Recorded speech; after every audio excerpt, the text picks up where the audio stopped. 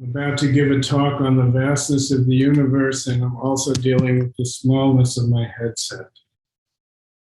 Actually, can you hear me okay?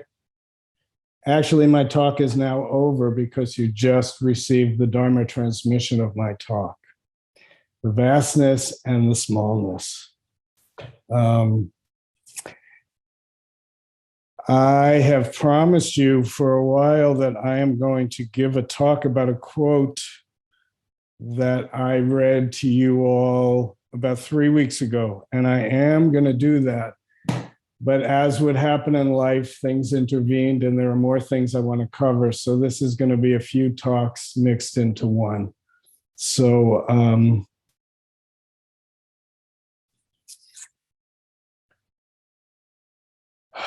I would guess that many of you have seen the new photographs from the Webb telescope and the vastness that we have been able to witness.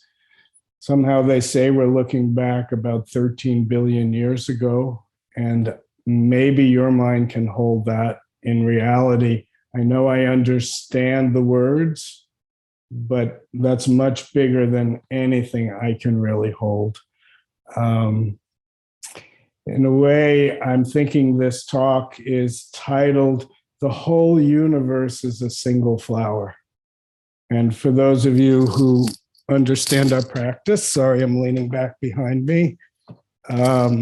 We have our Kangan book. I think you can see it here. It's called "The Whole World is a Single Flower." And that is a calligraphy that was inked, I suppose you'd call it, by Zen Master Bon Soeng in Korea when he was told that the Japanese had surrendered and World War II was over. And that phrase, "the whole world is a single flower," has always been quite meaningful to me, because as I read it and hear it and hold it, it means two things, actually. The whole world, or we can say for the purpose of this talk, the whole universe is one flower. Many, many infinite, probably not infinite, maybe it can be counted, many, many parts to one flower.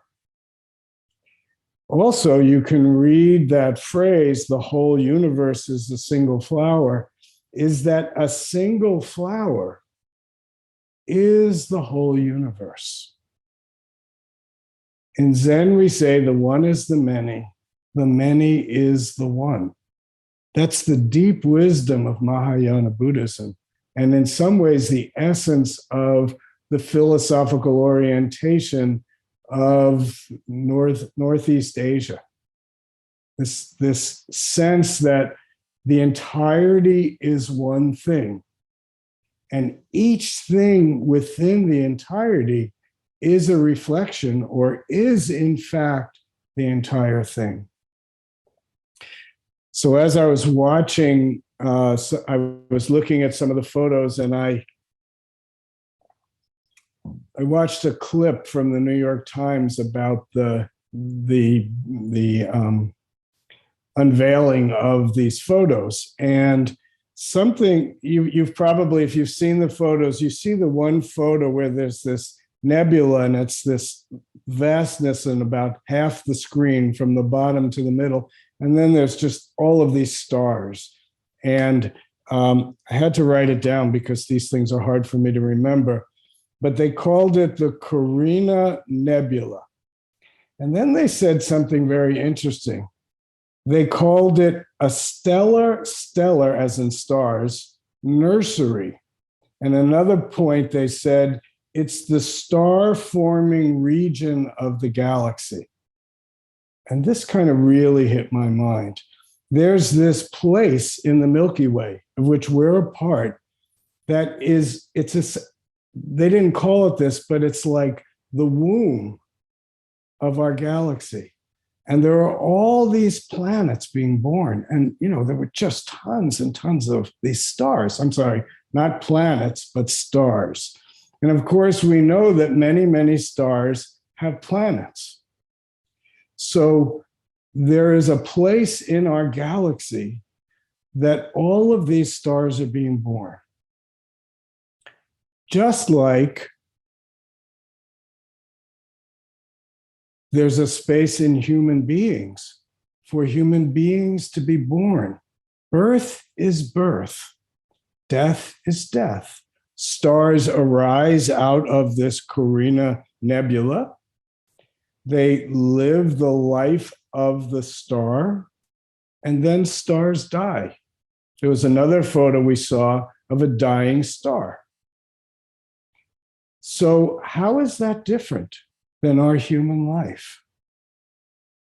There's the appearance in this world, there's the span of life, and there's death.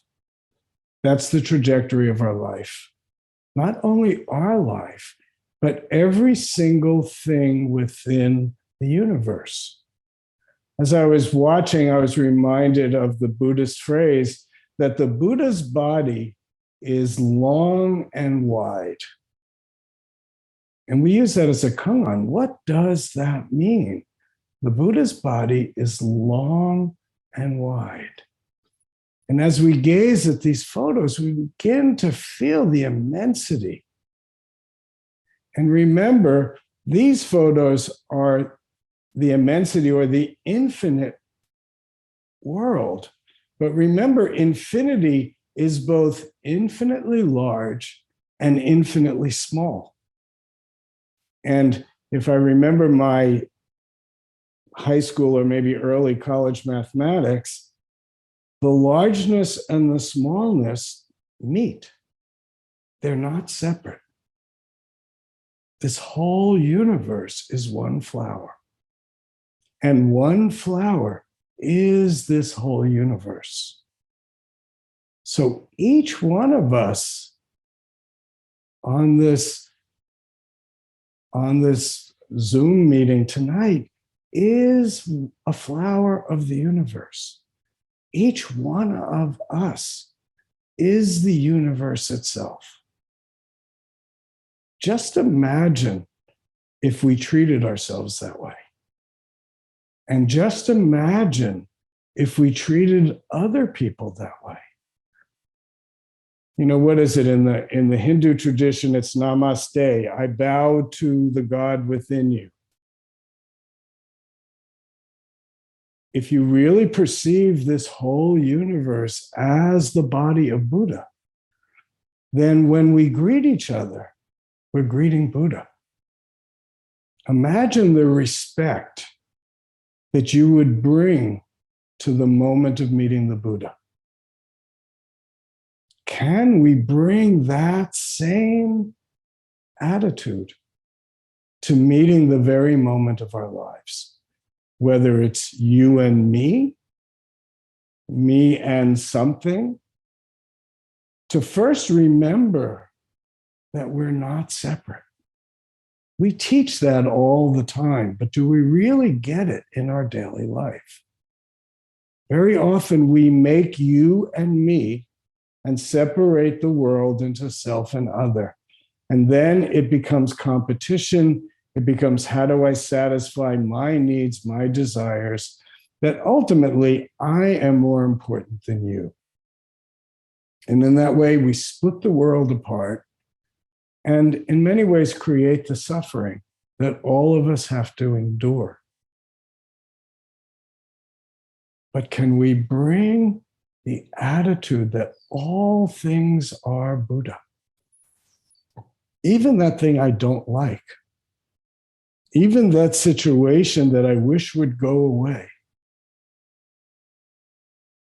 The vastness of the universe, and to consider it and to be fortunate enough to live in a moment in time where we can see photos of things that we can only have, human beings have only been able to imagine.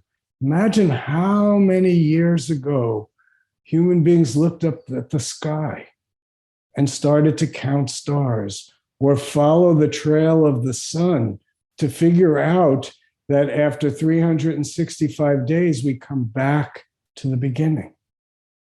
How long it took for human beings to develop just that understanding and what has grown from that understanding. course, today technology expands and goes forward very quickly. We don't know what the implications of what we're seeing now are going to lead to in the human experience. But our don't know mind, our teaching of not knowing, points us back to the mystery and the wonder. That's the basis of our Zen practice.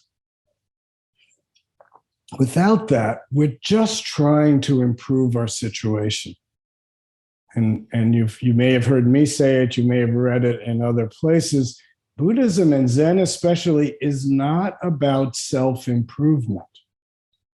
It's not about becoming better. It's about actualizing what we already are. It's not changing the arrangement of the decks, of the chairs on the deck. It's opening up to include everything. The language we use is before thinking. We can rationally try to figure things out and understand. But our practice is, boom, wake up. What is it right now? And it's not about being any particular thing. There's a book by Jon Kabat-Zinn. It's called Start Where You Are. I think it's Jon Kabat-Zinn. Right now, what is this?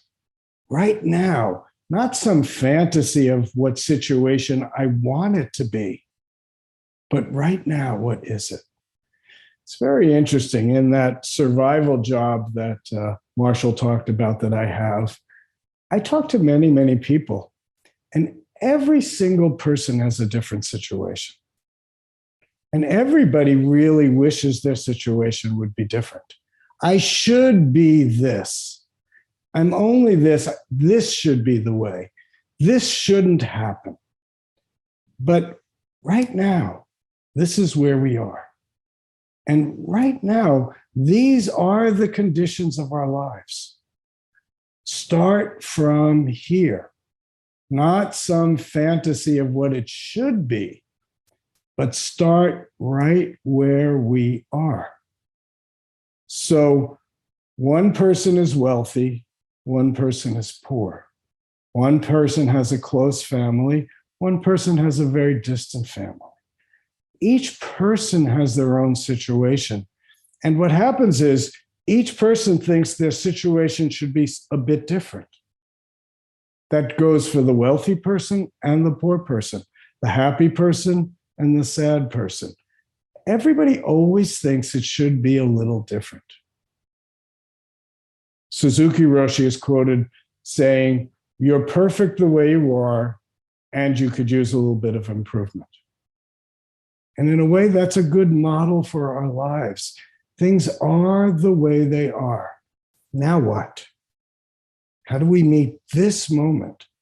And with the wisdom and compassion that grows from our practice, how do we use that wisdom and compassion to become one rather than separate more? To bring more peace and joy and love into the world rather than hatred and derision. You choose. Which one do you like? What would you like to make in your world? Okay, so as promised, this is a quote by a Zen master from Japan named Kodo Sawaki. And I hadn't heard much about him. Years ago, I read a book called Refining Your Life by, I think, someone called Uchimura Roshi in Japan. And it turns out this man, Kodo Sawaki, was his teacher. And this is a book of quotes that I just purchased. And just to say that Sawaki lived, I think he died in the mid-1960s. He lived through the, how do you call it, the Russo-Japanese War. He lived through World War I and World War II. He grew up very poor. He was orphaned. He was orphaned again. He was orphaned again. And he started to see that the misery people endure trying to live in society. And actually, from what I've read so far, he was quite a critic of society. He thought people were wasting their time chasing after money only to do things that create suffering in their lives. And he eventually went off to the monastery. It took him a while until they would accept him as a monk. He did a lot of practice in hermitages around Japan. Very straightforward. And it may just be the way it's translated, but this is bare bones, no frills, no fancy language. And this isn't the quote, but I want to read the first quote in this book because it's a quote that I remember from the book Refining Your Life. And he says, "You can't even trade a single fart with the next guy. Each and every one of us has to live our own life." And in some ways, where I'm going here, I was thinking about this talk and I realized you're going to learn a lot about me from this talk, because actually it's already begun from my comments on the photos from the Webb telescope. But something that I feel in reading some of these quotes by Sawaki point back to what led me to practice, why I've endured what I've endured, and I don't want to overestimate that. I've actually had a pretty nice life. So let me read the quote again, and I'll read it once, and then I'll probably go through it line by line or part by part. Sorry, I don't have my glasses, so I have to push it out front. "As a human being, whatever you do, you should do it in a way that can't be repeated a second time. What can be repeated is best left to the robots. Life doesn't run on tracks. Birds don't sing in major or minor. Bodhidharma's teaching doesn't fit on lined paper. The Buddha Dharma is wide and unlimited. When you try to hold it still, you've missed it. It isn't dried cod, but a live fish. Living fish have no fixed form. As a human being, whatever you do, you should do it in a way that can't be repeated a second time." Just like he said about farting, each fart is unique. Each moment is unique. And as I read this quote, I realize that our practice means repetition. So on one hand, he's saying, don't do anything as if it could be done twice. On the other hand, our life of practice is a practice of repetition. But then think about it, or notice your practice. Are any two breaths the same breath? No.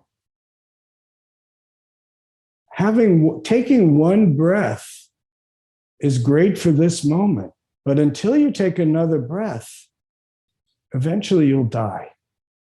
You need, each breath begins in each moment.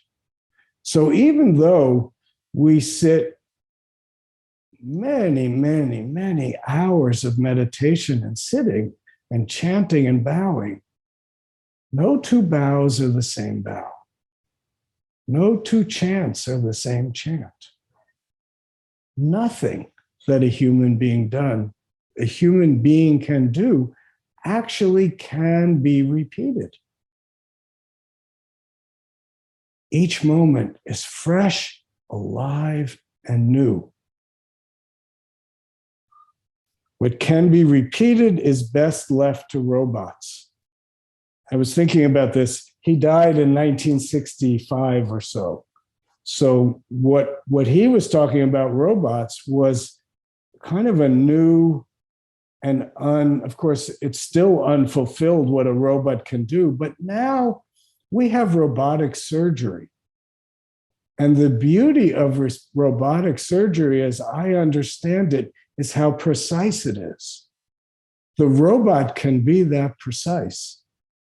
For the surgeon, each surgery is a new surgery. No two surgery is the same. But for the robot, it doesn't care about anything. It just does its job.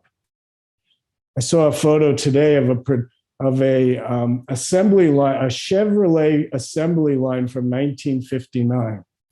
And the photo had two guys it looked like they were putting the hood on a Chevy car. And I remember that car really well from my childhood. And now you go into an automobile factory and there's all these robots because they're quite precise. What's left to humans is unique and fresh. The reason we have art is because each time something's done, it's new and it's fresh. So practice with our repetition, but remember, our repetition isn't about making it the same. A repetition is about being alive within each moment. And that's really the point of this entire quote. Life does not run on tracks. We all know how unpredictable things are.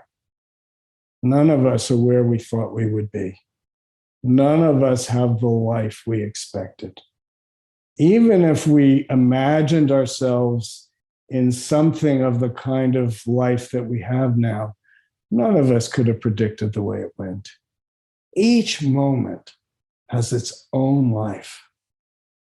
Our job as Zen practitioners is to be this moment.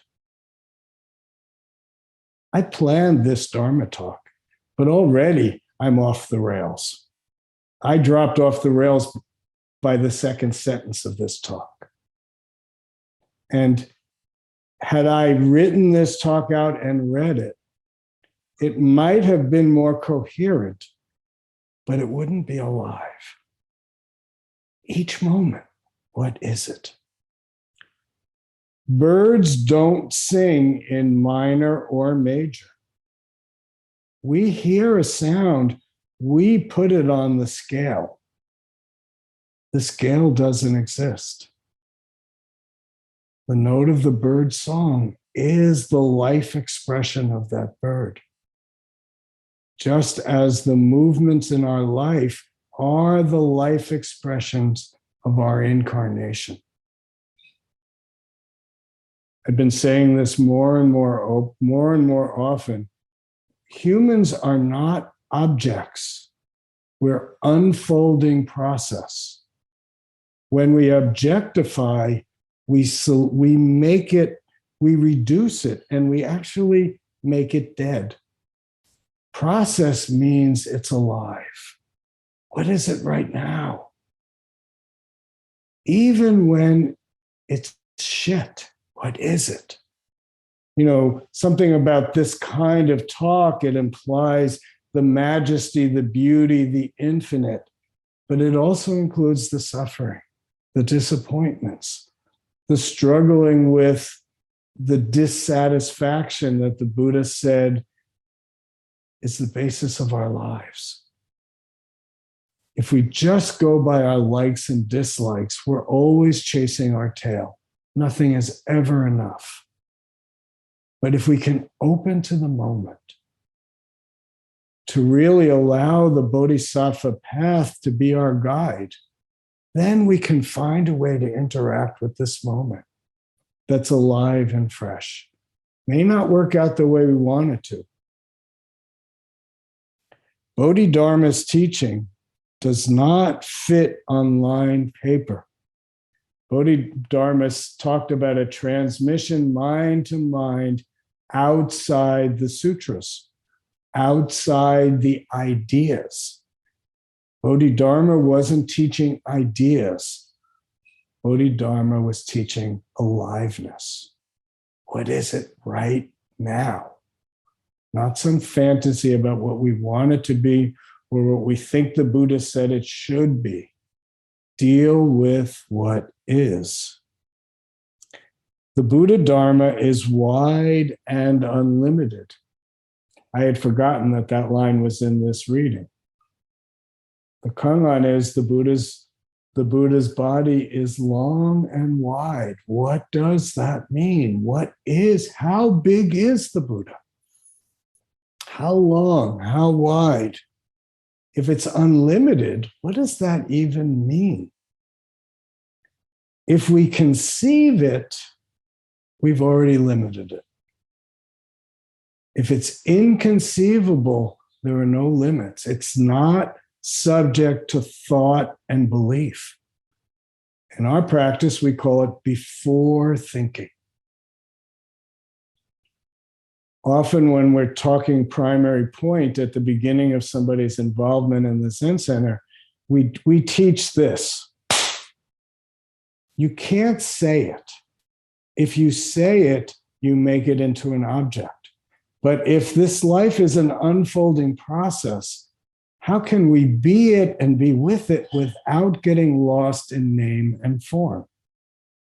I'll often say at that point that in the Jewish religion, you're never allowed to say the name of God. Because if you name it, you reduce it to an object. It can't be named. It can't be spoken. The Tao Te Ching begins with the Tao that can be named is not the eternal Tao. So what is the eternal Tao? The Buddha Dharma is wide and unlimited. But just now it appears before us. Can we walk into this moment and be Buddha's body and Buddha's mind right now? We don't try to emulate the Buddha. We are the Buddha. The Buddha comes alive through us. If we try to emulate something, then we're emulating our ideas and beliefs. Practice leads us to aliveness in the moment. The Buddha Dharma is wide and unlimited. When you try to hold it still, you've missed it. It's like taking that wild bird and putting it into a cage. Now, I'm not making a comment. Some of you may have birds in a cage. That's a wonderful thing. That's fine. It's not good or bad. But life is open and unfettered. What am I doing right now? It would be nice to answer that question in this lovely fantasy of perfection. But sometimes I'm being kind of a hurt, crabby guy. That's also Buddha. Again, Zen is not self-improvement. It's not that I'm kind of crabby right now and I should not be crabby. When I'm crabby, I'm crabby. Then what? What opens up when we recognize what is? Because no two breaths are the same. At any moment, we can change direction. At any moment, something else is possible. What we need is creativity, curiosity, and wonder. And our practice helps us cultivate that. And then each moment will help us know what to do with that. So now these last lines are my favorite, for whatever that's worth. So he says, he had already said, when you try to hold it still, you've missed it. It isn't dried cod, but a live fish. When I hear this dried cod, I've traveled enough in Asia, and I think I mentioned this before, that if you go down, if you're by the sea and you see all the shops near the sea, there's all these dried cods, and they're filleted and they're open. And they don't move. A dead body stops moving. Maybe we change from being a process to an object at the moment of death. But of course, even the dead body is slowly, slowly decaying, ultimately returning to the universe, probably in the form of that Carina Nebula that's birthing stars. We don't like death, but without death, there's no life. We may fear disappearing, but the universe has no problem with it. Everything is recycled, everything is composted. Even that damn plastic that's we're drowning in. Give it 20, 30,000 years and it will decay and return to the nebula. 30,000 years in a span of 13.8 billion years is almost nothing. For us, with a lifespan of if we're lucky, 100 years, yeah, 20,000 years is immense. But from the perspective of 13.8 billion, it's a drop, a little snap. We're afraid of the changes that are happening in our world, and rightfully so. But from the perspective of that 13 billion years, it doesn't matter. The earth has gone through all sorts of transformations. I've spoken about this line in a Paul Simon song where he says, first it was an ocean, now it's a mountain range, right? So many of our mountain ranges used to be underwater. To the earth, it's just change. It's not bad or good. If your house is on that mountaintop and the waters come and you're flooded and there's no more mountaintop, it's a bad thing. But in geological time, in universe time, everything is always changing. We make our center strong enough in our practice so we can handle the change that's inevitable. And then he says, living fish have no fixed form. Each one of us is a live, living fish.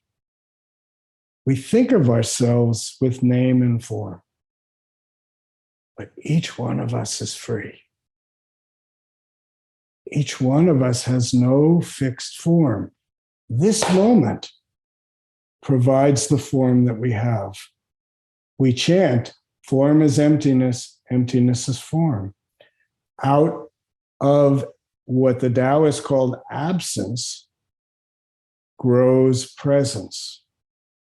And when presence is done, it returns to absence. The Taoists claim there are some laws, there's some inner patterns that determine how things go from absence to presence. But here we are, live fish.